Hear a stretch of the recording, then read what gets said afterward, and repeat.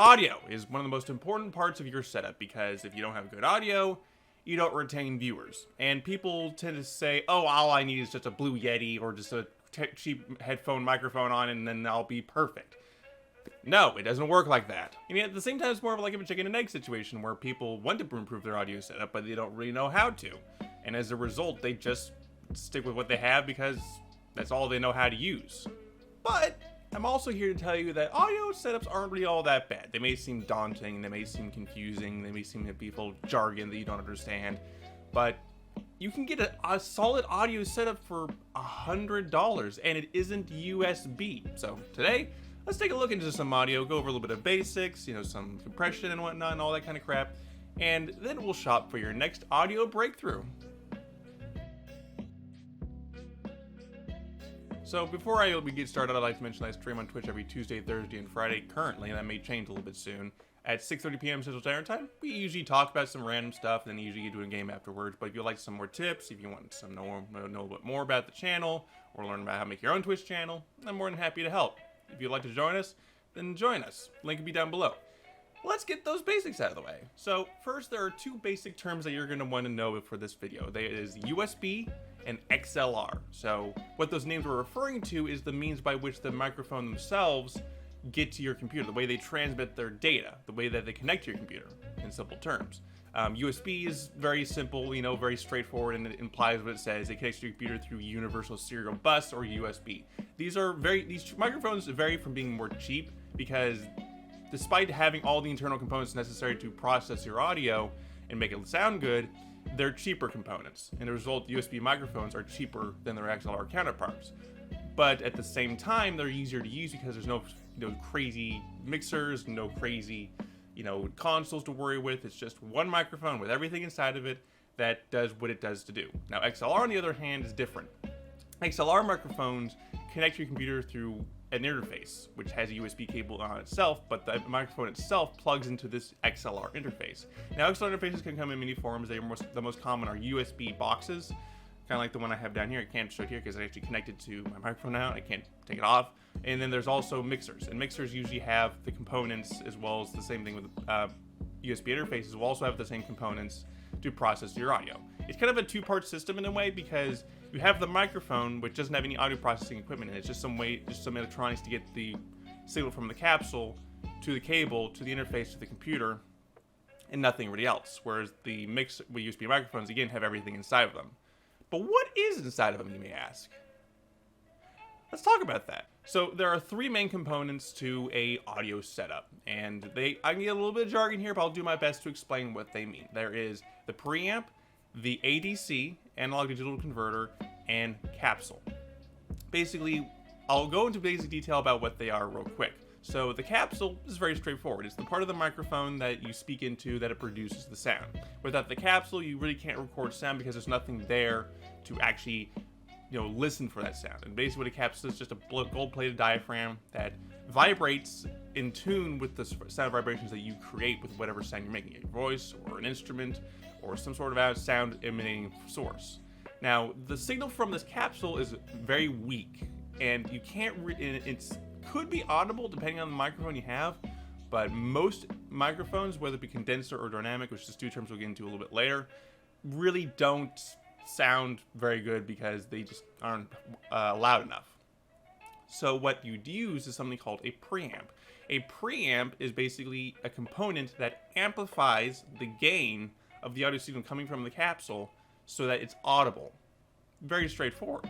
Now, the way it achieves this is through something called a phantom circuit, which is why you tend to hear this term phantom power at 48 volts. Now, your USB interface more likely will have 48 volts of phantom power in it. But what is a phantom circuit? Well, a phantom circuit in basic terms is a circuit that completes another.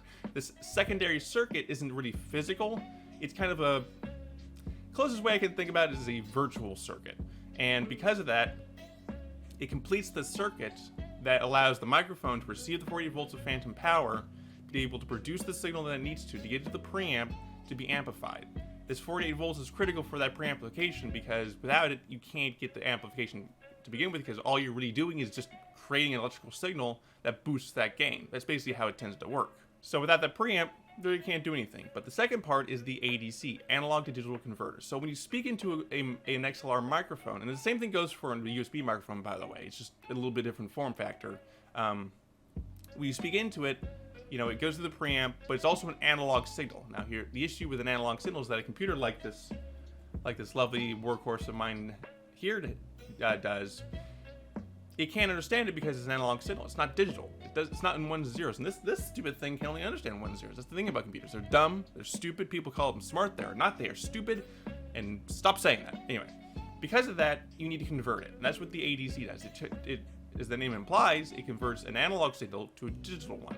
Now, it does also a few other things that the interface you have supports it. It adds filters, pads, stuff like that. Not something that's really pertinent to streaming sometimes, unless you're using a GoXLR, where it is extremely useful. But the main purpose of an ADC is just to take that analog signal that the microphone is producing that's been amplified by the preamp and convert it to a digital signal that your computer can finally understand. That's all it really does. I mean, in most cases. If you have a mixer, again, it will add some effects and whatnot and gain and whatnot that can be used to magnify? No. It can use to mold the sound into a way that you want it to be. Simple as that. Now, here's the thing. USB microphones have all of this in them. Every single one. You know, they have a preamp, they have a ADC, they have a capsule. They all have these components, but the main difference is that with an XLR microphone, it's a two-part setup, where you have the microphone, which has none of those components inside of them. Instead, it's just the microphone connected to a interface through a XLR cable, and then sent to your computer. Whereas a USB microphone, it's a capsule with the ADC and preamp built inside of the housing to do all the work. Now, before we get into some shopping here, I want to mention two things before we start shopping. And that is the types of capsules you can find out there. And they are dynamic and condenser. Now, they have similarities between them, but the way they work and the way they listen for sound is a little different. A condenser microphone will sound better than a dynamic, but it's always listening for sound. In fact, I'm recording this on a condenser microphone. It's always listening for sound. It never stops. Whereas a dynamic microphone only picks up sound within a specified frequency range depending on the model and make that you get of the microphone.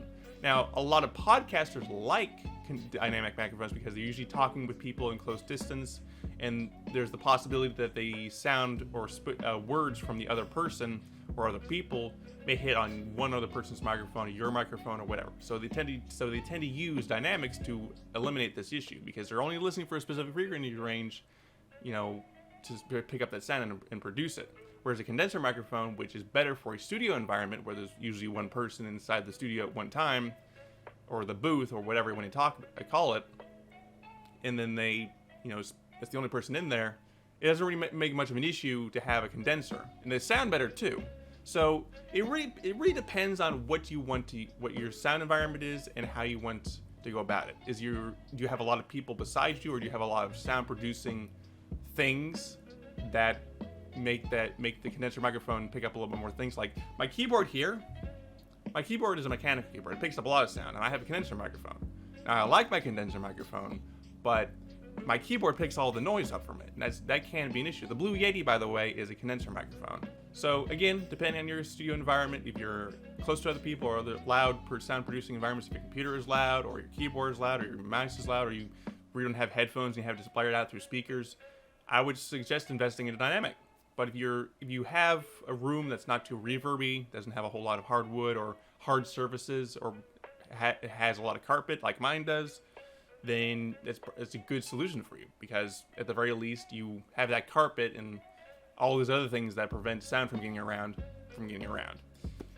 Anyway, enough blabber blabber. Let's get into the shopping.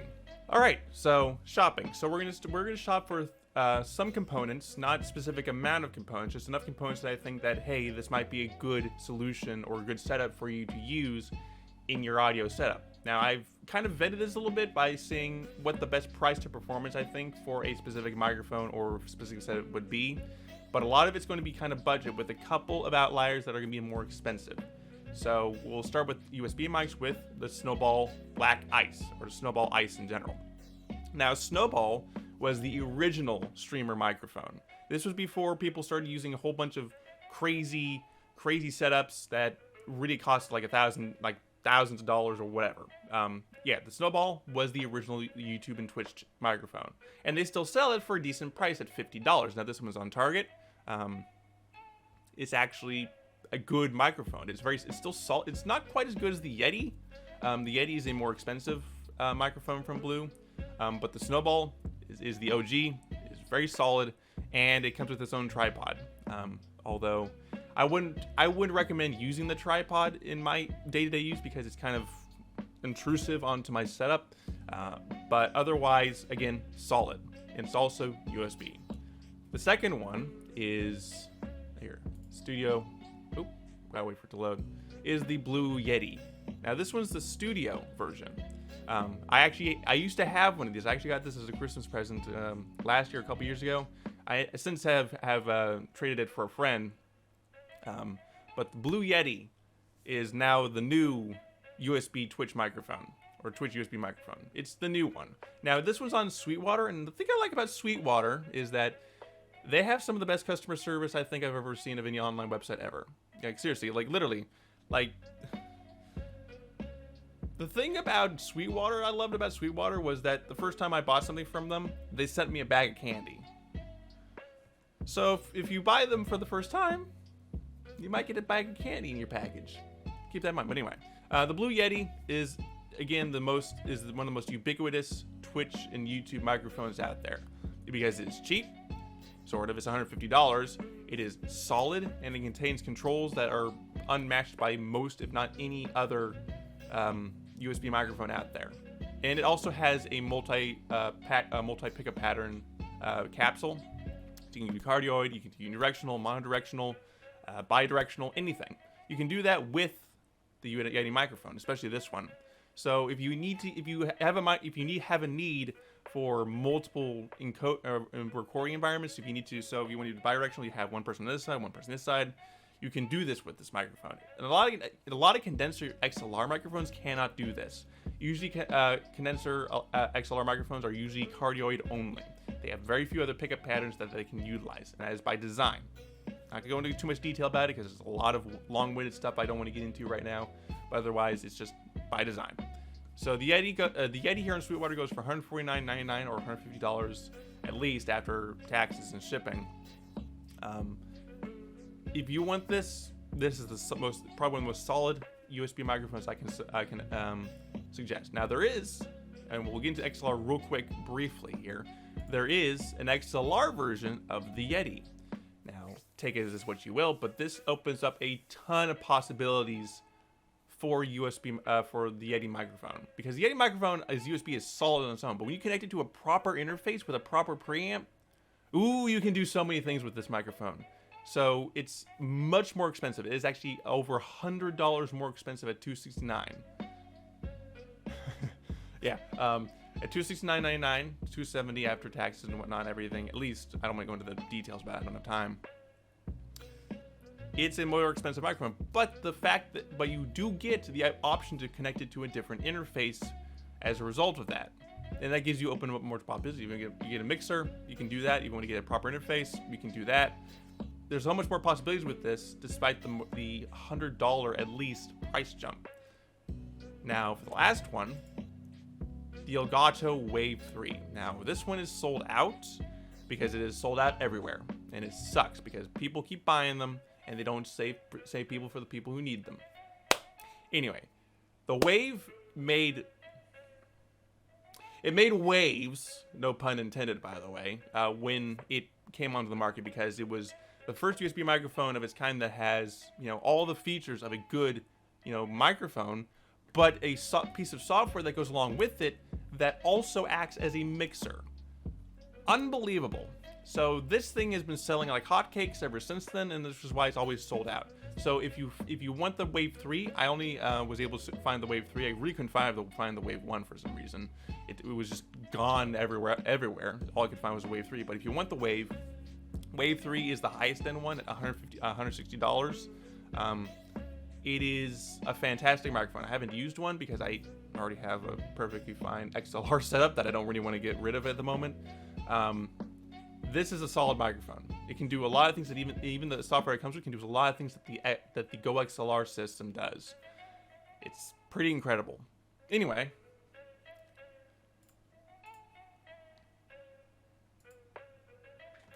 So, XLR setups. XLR is obviously more complicated. Now, the setup that I'm using right now is a two-part setup. So, for one thing, I am using a Behringer C1 large diaphragm condenser microphone. This is a steal at $58. This is a steal. This is a solid microphone, which I'm using right now. This is a solid microphone for this price. It is incredible. Now, there is kind of a bit of an elephant in the room here, I think. It has large diaphragm. What does that mean? Well, microphone capsules, the diaphragm can come in various sizes. There's small, medium, large. You know, very simple. The benefit of having a large diaphragm is that, for one thing, they do also pick up more noise because they're picking up more air around you. But they also take much more of a beating because the larger diaphragm is able to handle higher frequencies than a smaller diaphragm. So if you're a loud person like I am, this is a good microphone because of its large diaphragm capsule, because it can take more of a beating and not break as easy. This does also require 48 volts of phantom power, so make sure that your interface has it, although the interface we'll be looking at today all have 48 volts of phantom power built in. So you do not need to worry if you go with these interfaces, but some interfaces do not have it built in. You need a 48 volts phantom power supply to get that to work. Now, otherwise, the C1 is a fantastic condenser microphone. There's also a USB version of it. Oh, take that what you will. I haven't used it before because I'd rather have the XLR one than the USB one. But anyway, now I have it paired up to a Behringer Euphoria UMC22. Fantastic interface. Has a minus preamp compared to some other interfaces from Behringer that have a Xenix preamp. Not the bad preamp, but it's not quite as good as Midas. I am using one right now, actually, the UMC22. This only has one XLR input, so if you need to record multiple people with this microphone, you can't because you only have one input. But this is a solid $68 interface that will run you in total a little over $100 in change for the whole thing. And this is all you really need, apart from a microphone. This one I'm using right now is the Samsung MK10. Not the best microphone stand I could find. It is actually fairly cheap, but I like it. It does the job fine. Not flawlessly, but it does the job fine. So yeah, this one's actually a very solid one. I like the look of Behringer interfaces compared to some other interfaces. I think the black and white. I'm kind of a big sucker for black and white color palettes. If you remember back to Zora's Aurora from a few months ago, black and white was a very big part of the color scheme.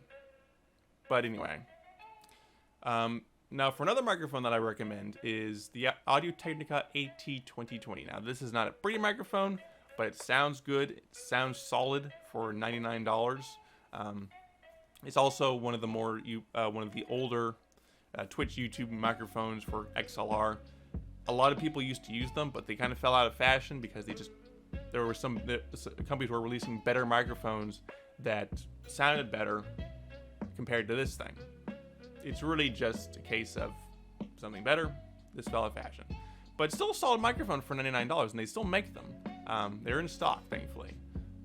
Also, by the way, I probably should mention that everything I'm going to be showing here is going to be on Sweetwater. I'll have the links to everything down below, just so you know, if I can remember that. I'll make a note. I'm probably going to remember that.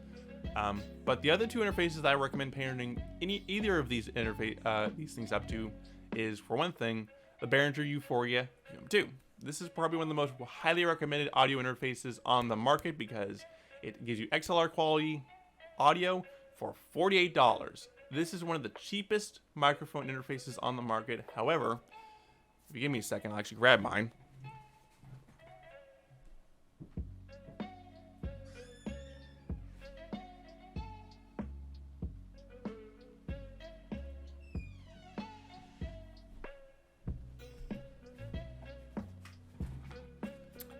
This is a Behringer Euphoria UM2. This is probably the cheapest microphone or XLR interface that I own. I own a couple. I own one more, which is a Focusrite Scarlett 2i2 first gen interface. It sounds better than this. This is not going to sound the best, but the Xenix preamp, mic preamp, is half decent. I think they could do a lot better with the construction quality on this thing.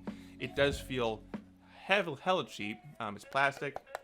The knobs on top are actually feel decent, especially the one for the preamp.